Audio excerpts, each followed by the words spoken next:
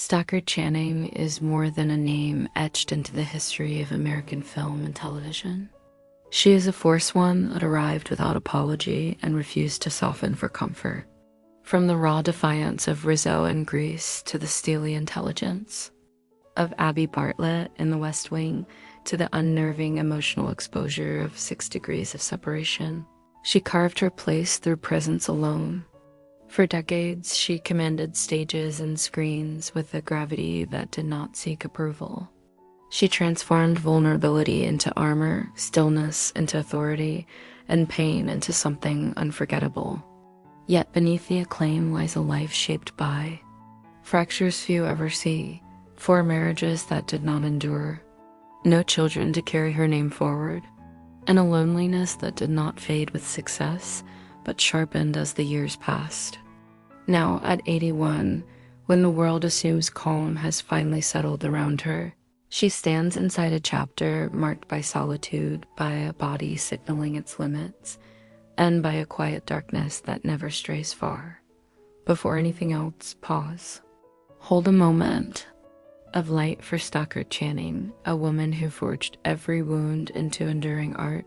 Asterisk, asterisk. It is devastating how love sometimes arrives wearing the innocence of forever, only to reveal years later how fragile it truly was. In 1963, just 19 years old, Stockard Channing stepped into her first marriage with Walter Channing Jr. He was calm, grounded, a young businessman whose steadiness felt like shelter to a woman still balancing grief and ambition. With him, the city felt less sharp. The future felt imaginable. Their early days carried the soft glow of youth-long walks through Manhattan streets as evening lights flickered on, letters left behind on pillows, rain tapping against windows while they spoke about dreams neither fully understood. There, love was uncomplicated, built on hope rather than experience. Looking back, Stockard would later speak of that time without bitterness. They were young enough to believe love alone could be enough. For a while, it was. But life has a way of testing beliefs before they are fully formed. Walter's career gained momentum, pulling him into long hours and growing responsibilities, while Stockard felt the quiet but relentless pull of the stage. Her inner world was awakening, demanding space, demanding risk. Their lives did not fracture. Suddenly, they drifted slowly, almost imperceptibly, like 2 boats once tied together now carried apart by separate currents. Conversations shortened. Laughter softened. Silence arrived sooner each evening. They sat across from one another at tables where warmth once lived, now separated by things neither knew how to name. Years later, Stockard would admit they grew apart before they understood what marriage required. In 1967, after 4 tender but unraveling years, they ended their union.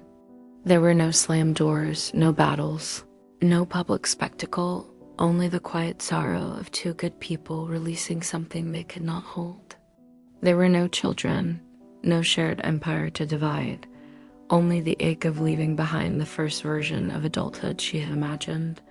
When Walter Channing Jr. passed away in 2015, the loss struck deeper than time should have allowed. It reopened a memory of the girl she once was standing beside him at 19, believing the world could be built from love and youth alone. His death did not resurrect regret. It closed a chapter marked by tenderness too delicate to survive. Time.comment or write R.A.P. Walter Channing Jr. to honor him. Barely 3 years later, Stockard entered a love that arrived not as shelter, but as fire.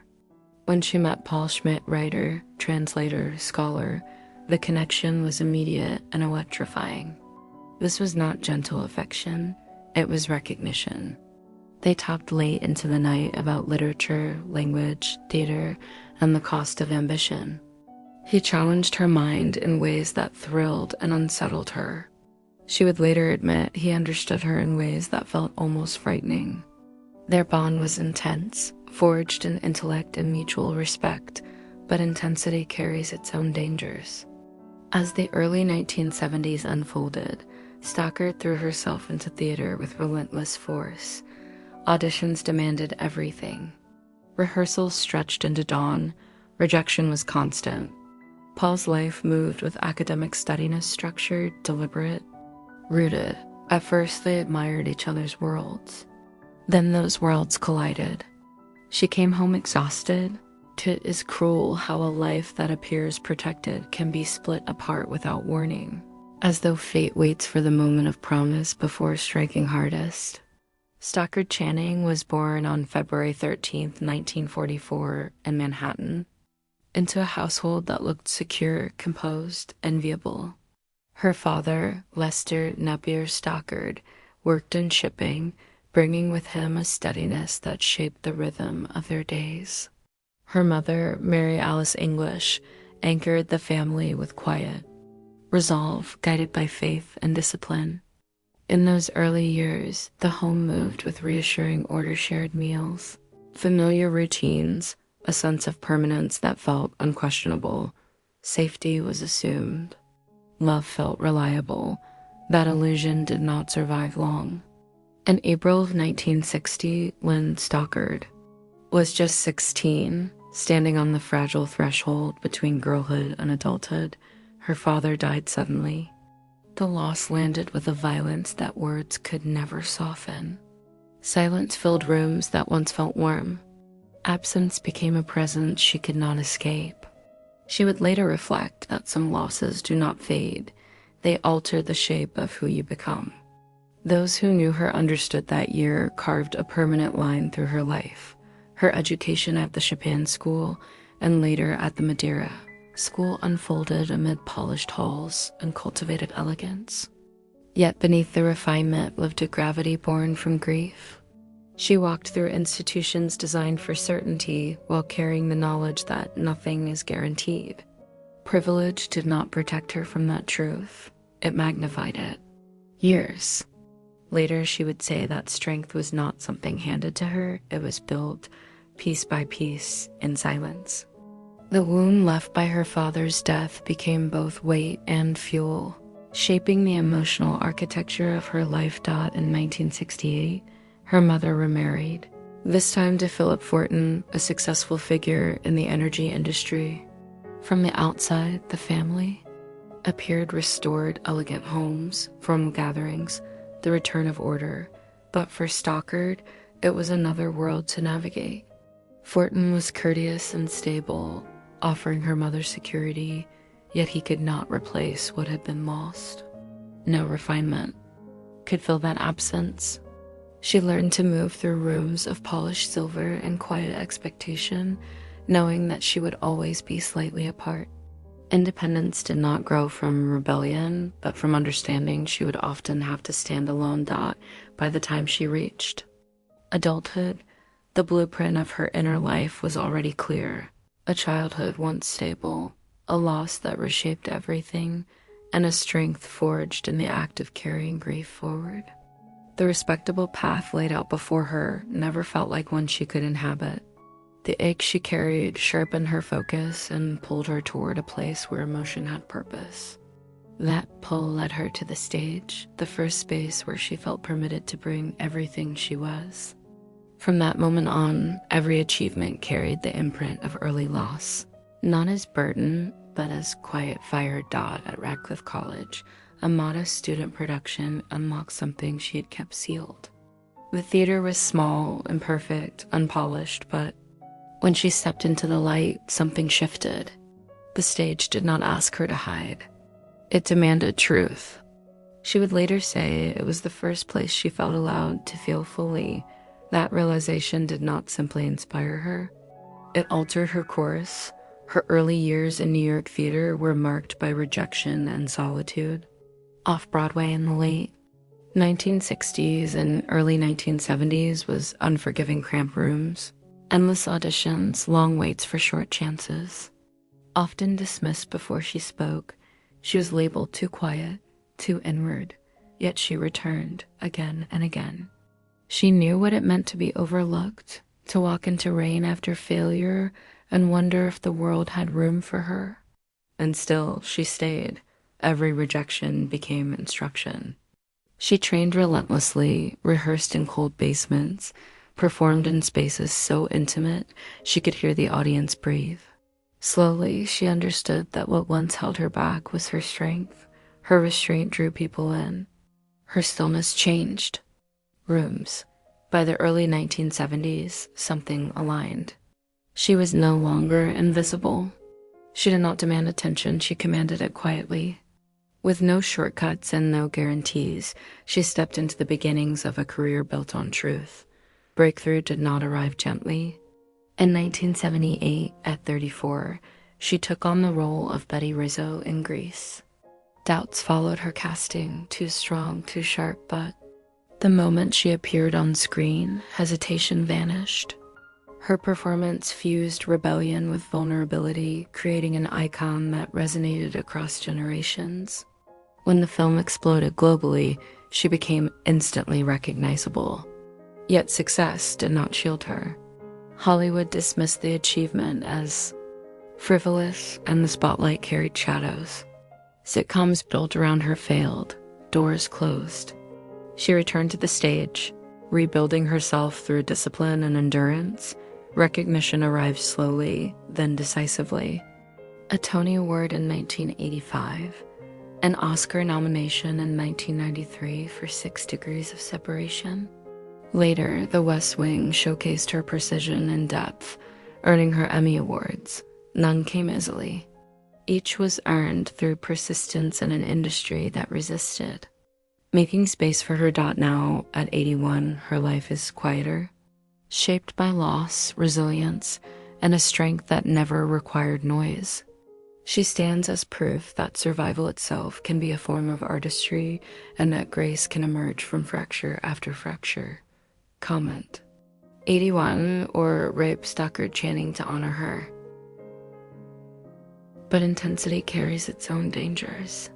As the early 1970s unfolded, Stockard threw herself into theater with relentless force. Auditions demanded everything. Rehearsals stretched into dawn. Rejection was constant. Paul's life moved with academic. Steadiness structured, deliberate, rooted. At first they admired each other's worlds. Then those worlds collided. She came home exhausted, trembling from disappointment, while he worked quietly beneath lamplight. The distance grew not from cruelty, but from incompatible rhythms. By 1976, their marriage was worn thin. Arguments were controlled but piercing, cutting exactly where it hurt. Paul longed for stability. Stockard questioned why love required her to diminish herself.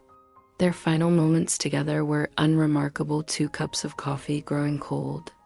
The realization settling between them that they were no longer moving toward the same future. She packed the next morning as sunlight crept through the room. Their divorce was quiet, final, unceremonious. When Paul Schmidt later passed away, the news did not shatter her, it settled into her. It reminded her of a woman she once was, ambitious, frightened, desperate to belong to both a man and a calling. She spoke little of his death, but those closest to her saw the silence deepen. Some loves are not defeated. They simply demand more. Then 2 lives can give. Comment or write Rip Paul Schmidt to honor him. Only months after leaving that marriage, Stockard found herself drawn toward a gentler presence. David Devin did not overwhelm her. He studied her. Where others challenged or consumed her, he offered care. He understood the exhaustion behind the performances, the quiet bruises she hid. For a moment, he felt like pause, like rest. But pauses do not survive when momentum accelerates. By 1978, as Grease transformed her into a cultural force, fame carved distance into their life. Attention, cameras, relentless demand pulled her away piece by piece. David watched the world claim her. She tried to reassure him, but success is relentless. By 1980, they were sharing space, but not direction. Their parting was gentle, painful, inevitable. Years later, when David Devin passed away in 2025, the loss revealed a grief that had never fully healed, a love that arrived too early and ended too soon. Comment or write Rip David Debin to honor him. Asterisk, asterisk, some heartbreaks do not announce themselves with explosions. They arrive slowly, quietly, eroding what once felt solid until one day you realize the ground beneath you has shifted beyond repair. That was the shape of Stockard Channing's fourth marriage. By 1980, at 36, she met David R., a television executive whose calm steadiness felt like an invitation into a different kind of life. Where her earlier loves had burned with intensity, David offered consistency. He believed in routines, in shared mornings, and a future that did not depend on applause or premieres. For a woman who had lived inside emotional storms, his presence felt like warmth after years of cold. Friends noticed her soften. Her laughter lowered, grew gentler. For the first time, she allowed herself to imagine permanence. A home that might finally stay standing. But the stillness David offered proved fragile against the demands of a career that refused to slow. As the 1980s unfolded, her work swallowed time whole. Productions erased weekends. Roles demanded depths that left her drained beyond language. David rose early to quiet mornings. Stockard returned long after midnight, hollowed out by performance. They tried trips planned and canceled, dinners promised and missed. Assurances whispered into darkness that next month would be different. It never was. What neither of them spoke. Aloud weighed heaviest, the hope for a child that never came. Years passed, silence settled. No small footsteps filled the spaces between them. By 1988, after 8 years together, their marriage thinned into something loving but unsustainable. There was no betrayal, only the truth that love can survive, even as a marriage cannot. One evening, David removed his ring and placed it gently between them. He needed a life he could count on.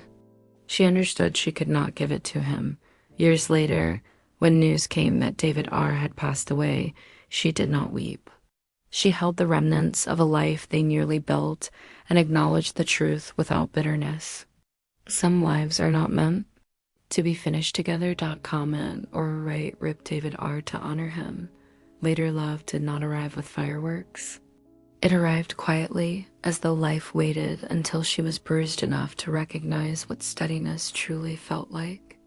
When Stockard Channing met Daniel Gilham in 1990, she was 50. Daniel, a cinematographer with a gentle eye, entered her life without demands. He understood the strange rhythms of sets, the exhaustion that lingered after cameras stopped rolling. He never asked her to be smaller. With him, she did not have to choose between love and self. Their 20 years together unfolded in rituals rather than spectacle. Half-finished crossword puzzles, scripts spread across kitchen tables, long walks. At dusk, comfortable silence. They built a life that did not depend on promises of forever, only on showing up. Yet beneath that harmony lived a truth they rarely spoke. They would not have children. The window had closed. Sometimes when passing families, she would look away and Daniel would take her hand without words. They built something enough, even without what they once imagined they needed. Fate did not spare them. In 2014, after illness that moved too fast to negotiate, Daniel died. Stockard stayed with him through hospital nights, memorizing medical language she wished she never had to learn. She held his hand until the end, refusing to leave. When he was gone, the house echoed with absence.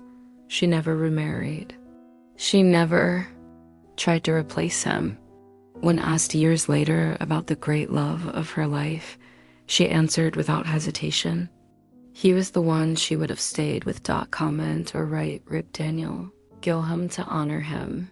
There are losses that divide a life cleanly into before and after.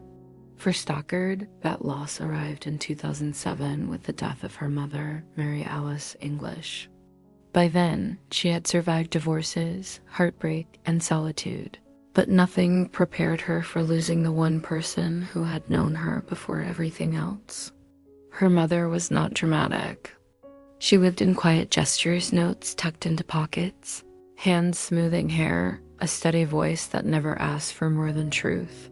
When Mary Alice was gone, Stockard felt untethered. She became the oldest root of her family tree. Grief did not crash, it lingered, reaching for the phone with no one to call, finding familiar objects and holding them too long. Losing a parent in adulthood is not only losing a person, it is losing your witness.comment. Alright, Mary Alice English too. Honor her. The body begins to surrender long before the spirit is ready. In 2011, a fall after a performance shattered her leg, forcing her into surgery and isolation. Recovery tested her in ways fame never had. Memory faltered, pain lingered. Aging unfolded under public scrutiny, each line dissected by strangers. She never defended herself. She accepted what time had written. Aging was not failure. It was record, lost deepened in 2014 when Daniel was gone. The house grew still. Yet even in solitude, she refused to disappear. She practiced lines aloud. She filled notebooks with reminders. She moved carefully, forgiving her body for what it could no longer do. Now, at 81, she lives quietly, deliberately. A home chosen for peace, days shaped by intention. No children, no partner, but a courage earned through survival. She no longer seeks applause. Her legacy moves quietly through generations who learned from her that vulnerability can become strength. Comment 81 or write R.I.P. Stockard Channing to honor her. Asterisk, asterisk. There is a certain kind of silence that only comes after a lifetime of noise has finally receded. It is not empty, it is heavy with memory. By the time Stockard Channing entered her 70s, the world no longer demanded constant motion from her, but it also no longer offered distraction from the truths she had spent decades outrunning.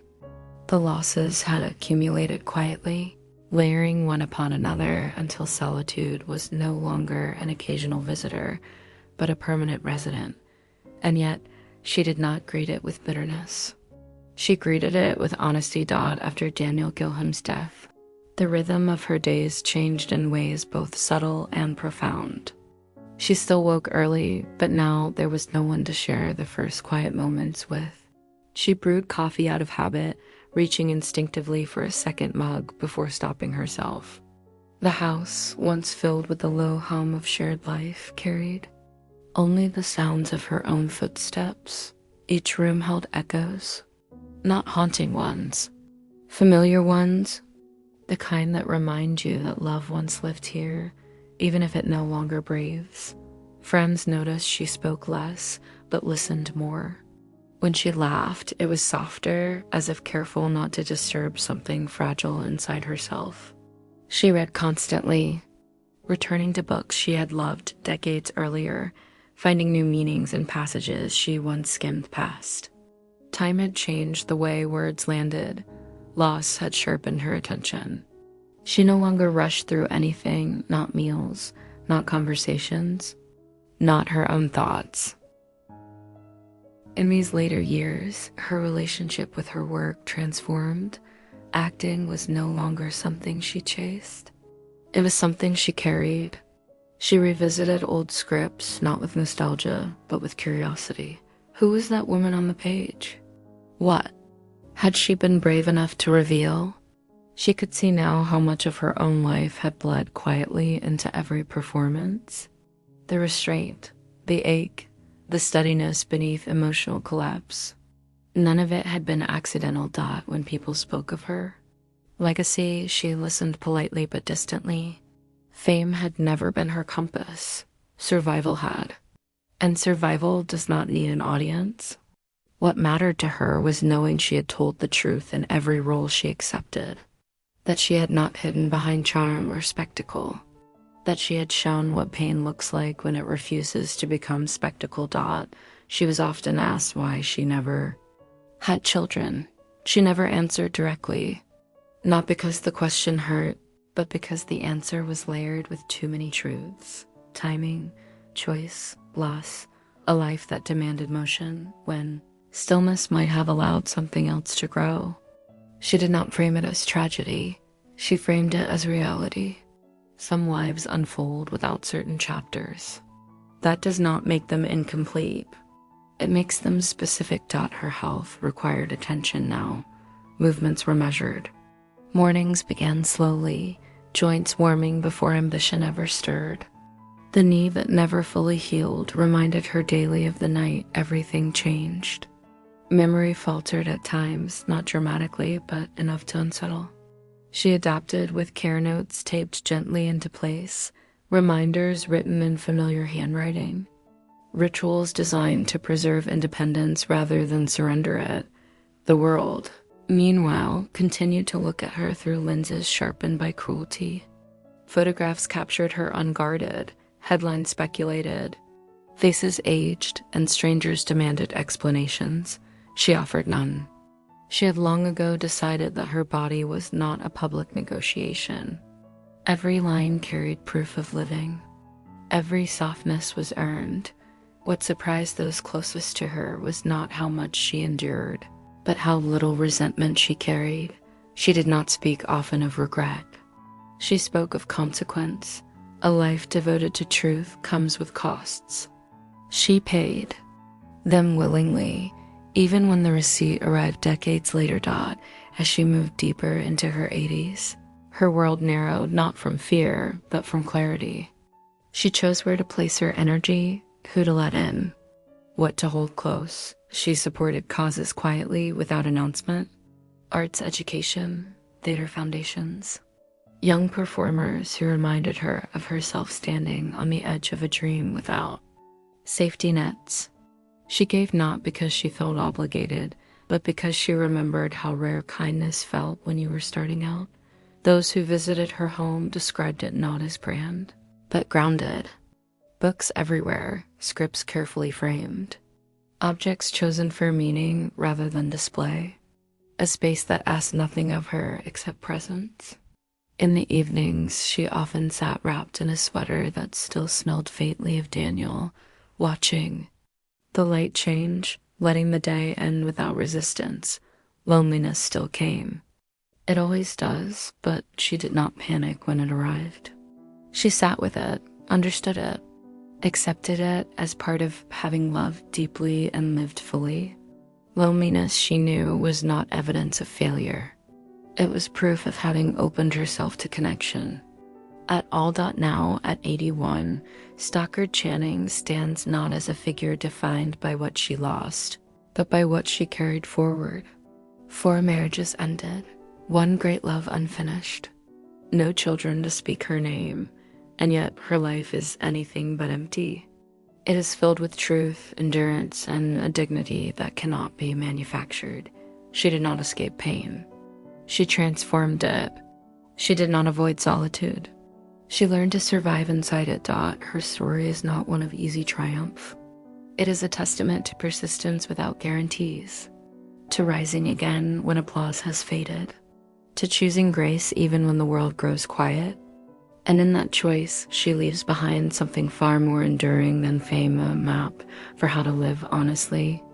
Even when the cost is high. Comment 81 or write R.I.P. Stockard Channing to honor her. Asterisk, asterisk. There is a strange kind of peace that only arrives when nothing is left to prove.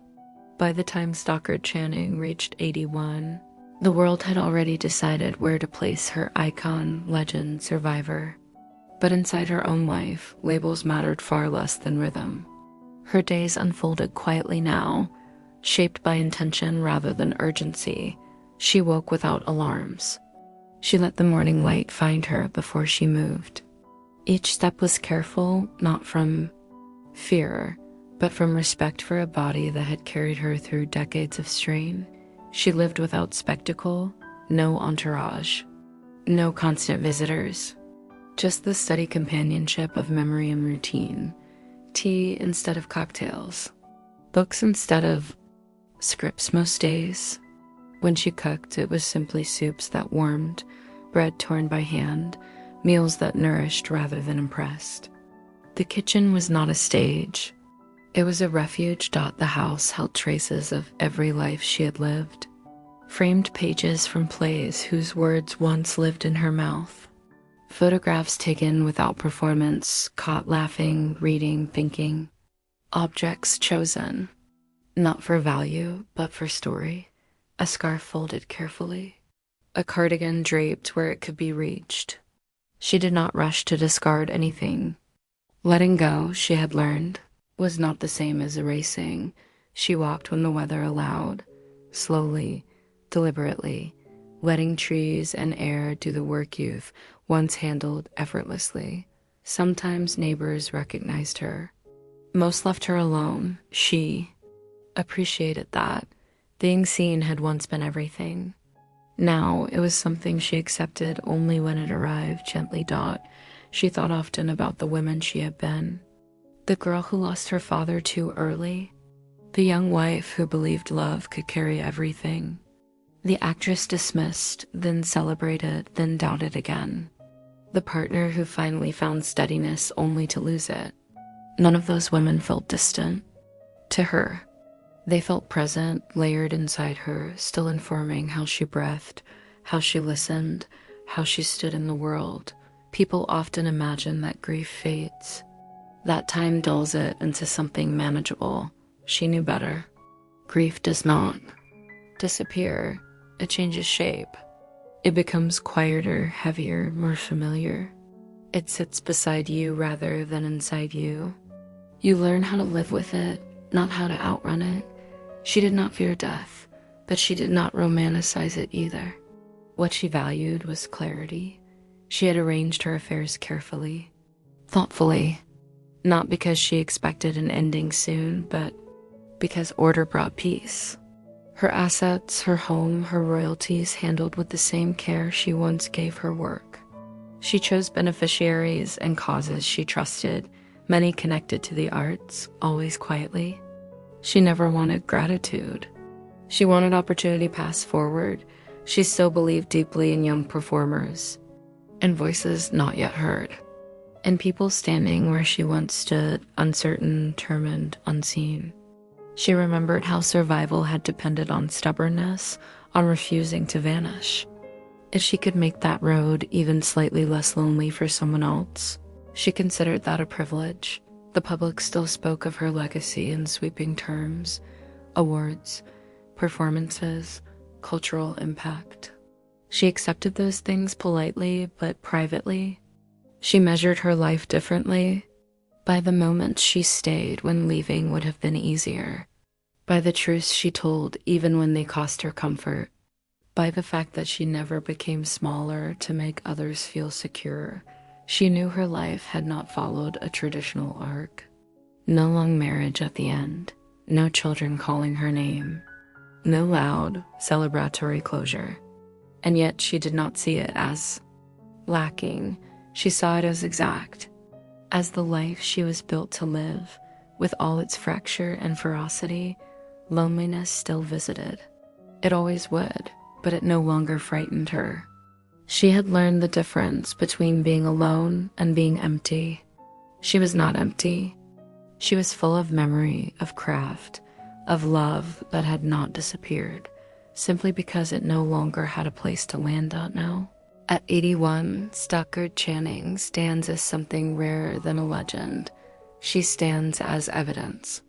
Evidence that a woman can endure heartbreak without becoming bitter.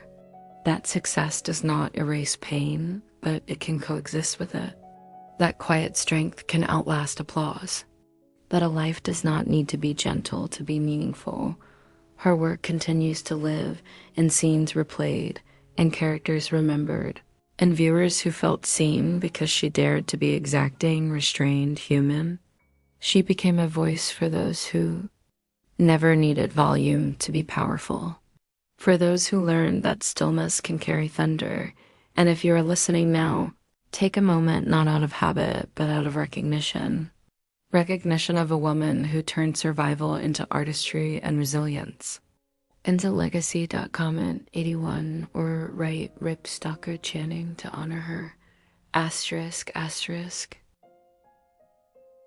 There are lives that end loudly, marked by ceremony and finality, and there are lives that continue quietly, long after the world assumes the story has finished. Stockard Channing's life belongs to the second kind. Even now, even here, there is no neat conclusion waiting to be drawn. Only continuation, breath following breath, memory following memory. A woman still inhabiting herself with intention. She does not spend her days looking backward and longing. When she revisits the past, it is with curiosity rather than yearning. She understands now that nothing could have unfolded differently without becoming something else entirely. Every choice closed one door and opened another. Every loss shaped the strength that followed. She does not wish for alternative versions of her life. She accepts the one she lived in quiet moments. She sometimes thinks of the people who knew her before the world did. Her father's voice, steady and calm, echoing faintly through memory. Her mother's hands, always certain, always present. The men she loved, not as mistakes, not as failures, but as chapters. Walter, Paul, David again, Daniel. Each love taught her something distinct about youth, about ambition, about gentleness, about timing, about the unbearable truth. That love alone is not always enough to sustain a shared life. She carries them all without hierarchy, without bitterness, without erasing any of them to make the story easier to tell. What remains strongest now is not sorrow, but clarity. She knows who she is without performance, without validation, without being needed. That knowledge did not come easily. It arrived only after decades of striving, surviving, and letting go. She learned that strength is not loud, it is persistent. It is the decision to wake up and continue even when no one is watching. On some evenings, as light fades and the house settles into stillness, she allows herself to sit without distraction. No book, no music, just the quiet hum of the world outside. In those moments, she does not feel abandoned. She feels present, grounded, alive in a way that does not require witnesses. She knows the world will remember her for certain roles, certain lines, certain performances frozen in time. But she also knows that the truest parts of her life were never captured on screen. They lived in endurance and restraint. In the countless times she chose not to disappear, aging has taught her patience with herself. When memory slips, she does not panic. When pain flares, she rests. When loneliness arrives, she acknowledges it without letting it define her. She has learned that fighting every feeling only gives it more power. Acceptance, she discovered, is not surrender. It is wisdom. She remains grateful, not in a performative way, but in a grounded one. Grateful for work that mattered, for love that was real, even when it ended, for the chance to live a life that demanded courage rather than comfort. Gratitude for her is not joy without pain. It is meaning in spite of it. If there is one truth her life offers, it is this: survival is not passive. It is an active, daily choice. One she made again and again, often without applause, often without reassurance, often alone. And in making that choice, she became more than a celebrated actress. She became a testament to quiet resilience. So when her name is spoken now, let it be spoken with understanding. Not just of her success, but of her endurance. Not just of her fame, but of her humanity.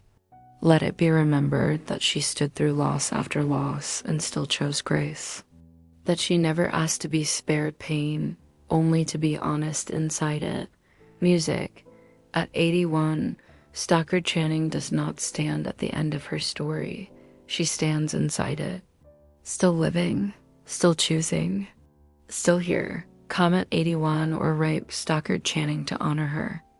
Asterisk, asterisk, there is a moment in every long life when the noise finally gives way to understanding. Not resolution, not closure, but understanding. For Stockard Channing, That understanding did not arrive as a revelation. It arrived as a settling, a quiet recognition that nothing else needed to be proven, fixed, or explained. The striving that once fueled her had softened into something steadier, not resignation. Arrival taught she no longer measured days by productivity.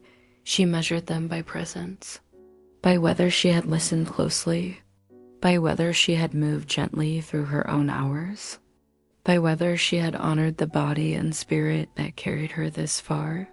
The pace of the world continued to accelerate without her, and she let it. She had already run that race. She had already paid its cost. Sometimes she thought about the young woman she once was, standing in rehearsal rooms, so cold her breath showed in the air, telling herself she would not disappear.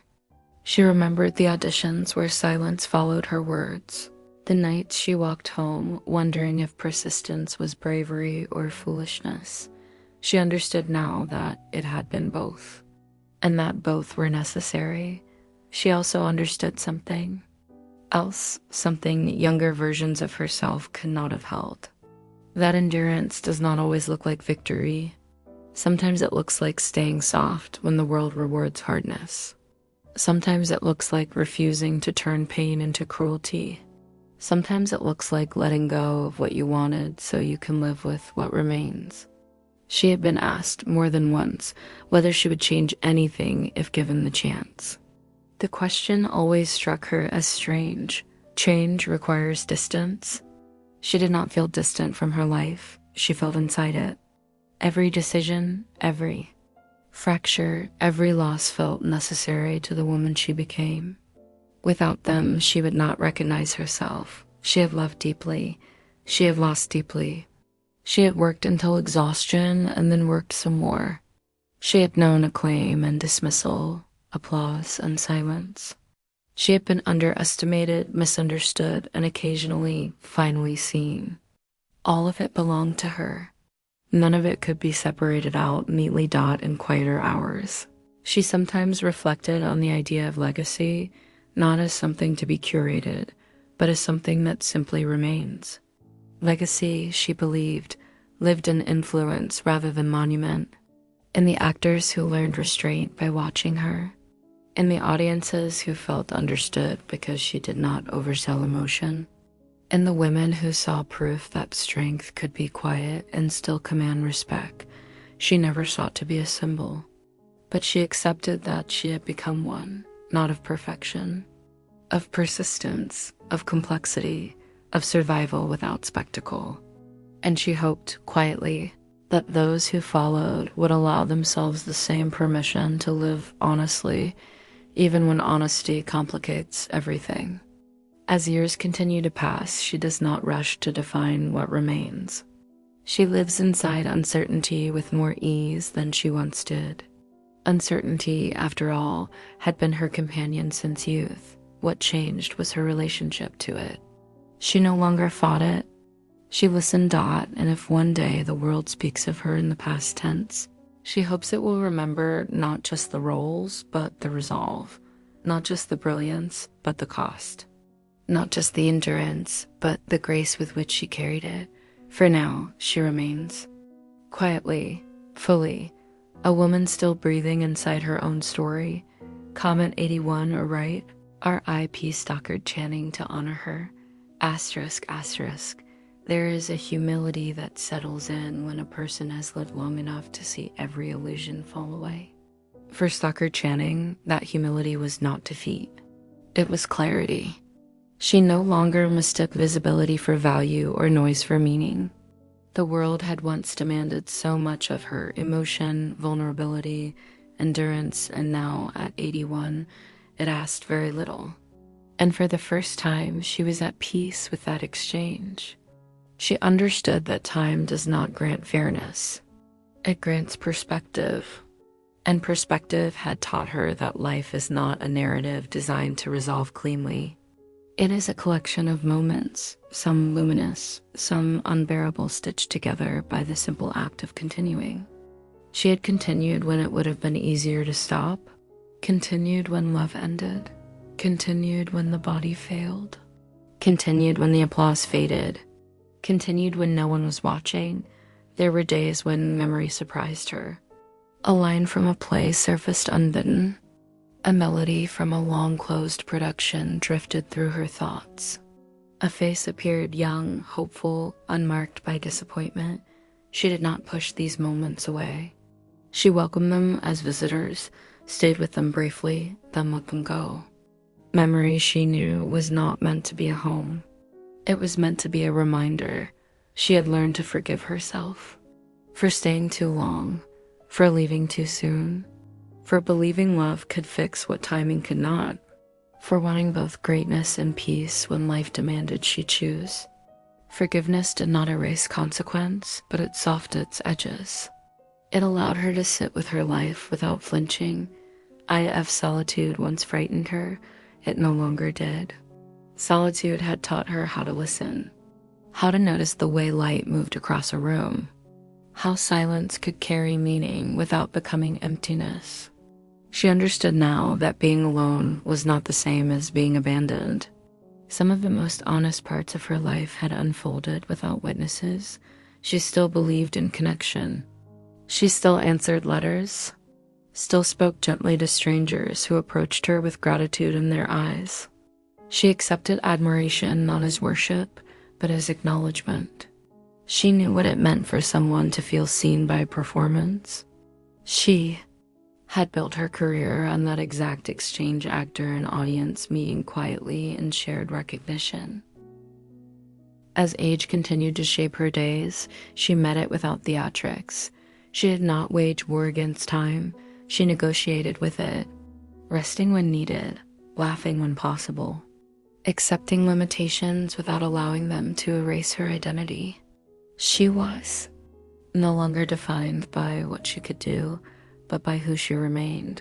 She remained curious. She remained exacting. She remained unwilling to pretend that life had been easy or that survival had been graceful every step of the way. And yet she also remained grateful not for perfection, but for endurance. Her story does not ask for pity. It asks for recognition. Recognition that a woman can live without the expected markers of fulfillment and still lead a life of immense depth. Recognition that strength does not always announce itself. Recognition that surviving quietly can be its own form of heroism. Stockard Channing did not conquer life. She stayed with it, through grief, through love, through disappointment, through triumph, through loss that never fully healed. And in staying, she created something lasting, not just art, but example. If you carry anything forward from her life, let it be this. You do not need permission to endure. You do not need applause to be worthy. You do not need a perfect ending. To have lived a meaningful life, she is still here, still choosing, still breathing inside the story she never abandoned. Comment 81. Or write Rip Stockard Channing to honor her. There's a rare dignity that belongs only to those who have lived long enough to stop negotiating with their own past. Stockard Channing reached that place not through ease, but through endurance. She no longer weighed her choices against imagined alternatives. She no longer asked who she might have been if things had unfolded differently. That kind of wondering, she learned, offers no shelter. What offers shelter is acceptance, full, unflinching, earned. Her life did not resolve into simplicity. It resolved into truth. She knew now that the measure of a life is not found in permanence. Marriages end, careers slow, bodies change. What endures is the way a person shows up while everything else is shifting. She had shown up again and again, sometimes exhausted, sometimes wounded, sometimes unsure, but always present, always willing to continue. She thought often about how early she learned that love could vanish without warning. Her father's death taught her that. Every relationship after carried that knowledge, whether she named it or not. It made her cautious, but it also made her brave. She loved knowing nothing was guaranteed. She worked knowing nothing was permanent. That awareness sharpened everything. It gave urgency to her craft. It gave depth to her presence. It gave weight to her silences. She never pretended her life was easy, but she also never framed it as tragic. Tragedy implies helplessness. She had never been helpless. Even in grief, she made choices. Even in loss, she adapted. Even in solitude, she remained engaged with the world, if only quietly. As years continued to pass, she found herself thinking less about what she had lost and more about what she had carried. The discipline of her work, the honesty of her performances, the relationships that, even when they ended, shaped her capacity to love, the mother who grounded her, the partner who steadied her, the audience who listened when she spoke without raising her voice. She did not believe life owed her anything more. Gratitude for her was not loud, it was steady. It lived in the way she cared for what remained, in the way she honored her body without resenting it, in the way she treated memory as companion rather than enemy when people spoke about her being. Alone, she did not correct them. Alone is not the same as lacking. Alone is not the same as unfinished. She had lived with fullness, full of work, full of love, full of loss, full of meaning. Full enough to know that emptiness was not what surrounded her now. What surrounded her was quiet. And quiet, she had learned, could be generous. She had become someone who no longer needed to be witnessed to exist. That may have been the greatest freedom of all. If her story offers anything to those who encounter it, it is permission. Permission to live without guarantees. Permission to love without certainty. Permission to endure without applause. Permission to age without apology. Permission to remain even when the world grows quieter. Stockard Channing did not arrive at peace by avoiding pain. She arrived by walking directly through it and continuing anyway. That is not a myth. It is a practice. One she lived daily. At 81, she remains a woman shaped by experience rather than expectation. She remains exacting. She remains present. She remains here. And that, in the end, is enough. Comment 81 or write Stockard Channing to honor her. ****. There comes a final clarity in long lives that were never designed to be simple. Not an ending, not a conclusion, but a steadiness that settles into the bones. For Stockard Channing, that steadiness did not arrive with certainty about what comes next. It arrived with peace about what has already been lived. She no longer feels chased by time. She walks alongside it. Her days now carry a rhythm shaped by care. Care for the body that carried her through decades of demanding work. Care for the mind that once held entire worlds of dialogue and now asks gently for patience. Care for the heart that loved fiercely, lost deeply, and still remained open enough to feel. She does not rush herself. She has learned that urgency is a language of youth, and patience is the fluency of survival. She understands now that not every life is meant to close with symmetry. Some stories remain uneven, unresolved, open-ended. Hers is one of them. There is no final great romance waiting, no dramatic farewell tour, no neatly tied legacy ribbon, and yet there is completeness. A wholeness that comes not from having everything, but from having lived fully inside what was given. She does not replay mistakes endlessly. She does not rehearse regrets. She acknowledges them, then sets them down. Regret, she learned, becomes corrosive only when you refuse to learn from it. She learned. She grew, she adapted. That was always her strength. If she thinks about fear now, it is not the fear of being forgotten. That fear passed long ago. It is the quieter fear of losing presence, of slipping out of her own awareness.